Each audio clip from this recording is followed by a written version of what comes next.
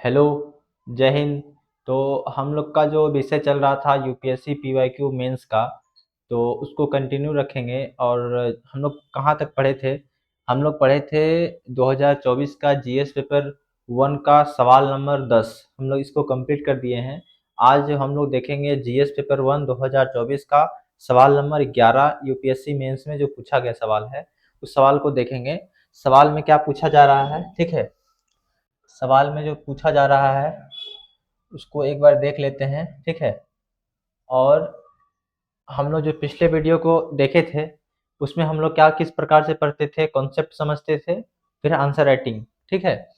तो बताया गया है कि हालांकि महान चोल शासक अभी मौजूद नहीं है, लेकिन उनकी कला व वास्तुकला के क्षेत्र में उत्कृष्ट उपलब्धियां के कारण अभी भी उनको बहुत गर्व से याद किया जाता है। आप जाकर के अगर आपके पास वेबसाइट हो, अगर आप यूपीएससी के पीवाईक्यू का बुक होगा तो उसमें देख लीजिएगा, नहीं तो वेबसाइट में जाकर के सवाल को देख लीजिएगा। अब हम इसका कॉन्सेप्ट को समझते हैं।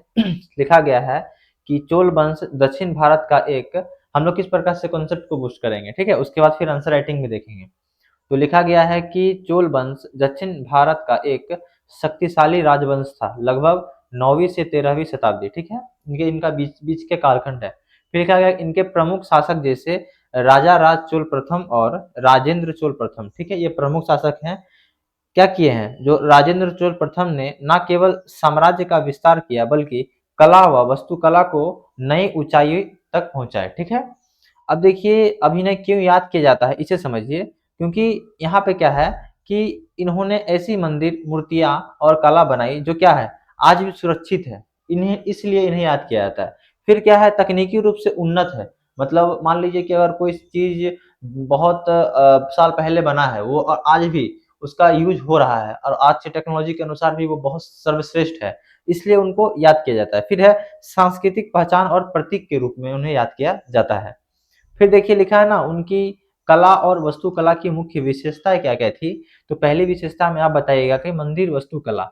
चोलों ने द्रविड़ शैली को विकसित किया। सबसे प्रसिद्ध उदाहरण जो है वह है बृहदेश्वर मंदिर, जो कहाँ है, तंजावुर में है, ठीक है।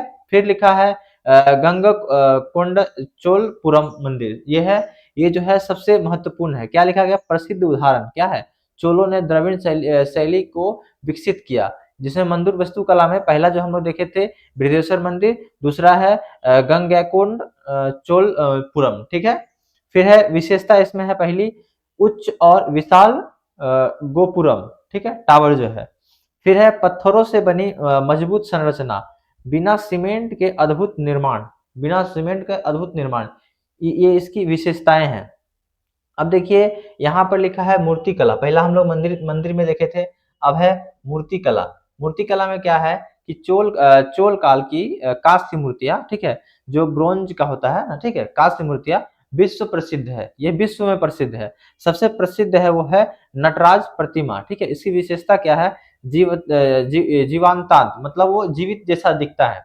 फिर लिखा है कि धार्मिक और सांस्कृतिक भावनाओं का सुंदर चित्रण, वह क्या है, हमारे धार्मिक और सांस्कृतिक भावनाओं का सुंदर चित्रण है। अब लिखा है कि चित्रकला क्या है, कि मंदिरों की दीवार पर सुंदर भांति चित्र। फिर लिखा है धार्मिक कथाओं और जीवन शैली का चित्रण।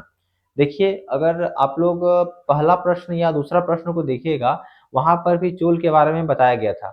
वहां से आपको देखिएगा कि 60% मिला जुला चीज मिल जाएगा। इसीलिए कहता हूं कि आप अगर 10 या 12 साल के पीवाईक्यू कर लीजिएगा तो यूपीएससी का आप मान लीजिए 20 प्रश्न पूछता है अगर जीएस पेपर वन में, उसमें से आप 10 सवाल जो है वो आप पीवाईक्यू से सॉल्व कर सकते हैं और एक दो सवाल जो है वो अपना समझ से सॉल्व कर सकते हैं। और कुछ सवाल ऐसा होता है जो मतलब मान लीजिए कि इतना हार्ड बनाया ही जाता है कि बच्चे छोड़ दे और उसमें आपको अपने अनुभव से लिखना पड़ता है। आप ऐसा समझिए कि आप जो प्रिपरेशन किए हैं सिलेबस में, उसमें आपका सवाल जो है 10 से लेकर के 13 के बीच में आप अगर सिलेबस को अच्छे से पढ़े हैं, पीवाईक्यू को अच्छे से किए हैं तो कर पाइएगा। जो बचा 7 और 5 प्रश्न का अंतर है, उसमें क्या होता है कि 2 से 3 साल जो होता है वो कहीं से भी किताब या इस तरह से नहीं मिलेगा, वो आपको समझ से करना पड़ेगा।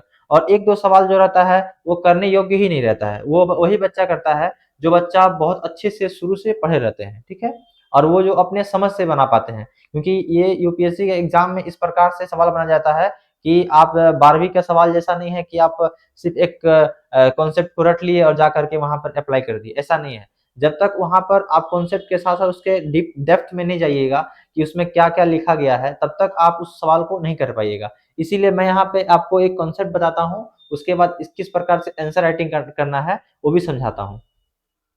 फिर देखिए यहाँ लिखा है तकनीकी और प्रशासनिक योगदान, लिखा है जल प्रबंधन, नगर नियोजन, समुद्री व्यापार, ये उसमें बहुत उन्नत थी। फिर लिखा गया है अब हमें उत्तर जो है किस प्रकार से देना है। देखिए अब हम लोग यहाँ पर उत्तर किस प्रकार से देंगे, हम कॉन्सेप्ट को समझ लिए हैं, अब हम लोग उत्तर इस प्रकार से देंगे। देखिए लिखा है ना कि चोल वंश भारतीय इतिहास का एक महान राजवंश था जिसने विशेष रूप से दक्षिण भारत में कला व वास्तुकला के क्षेत्र में अद्वितीय योगदान दिया। यद्यपि आज उनके शासक मौजूद नहीं है, फिर भी उनकी उपलब्धियां आज भी गौरव का विषय है। ये हमारा एक परिचय रहेगा जिसमें आप इस प्रकार से परिचय दीजिएगा। अब हमारा जो मुख्य बॉडी है उसमें एक सेकेंड रुकिए।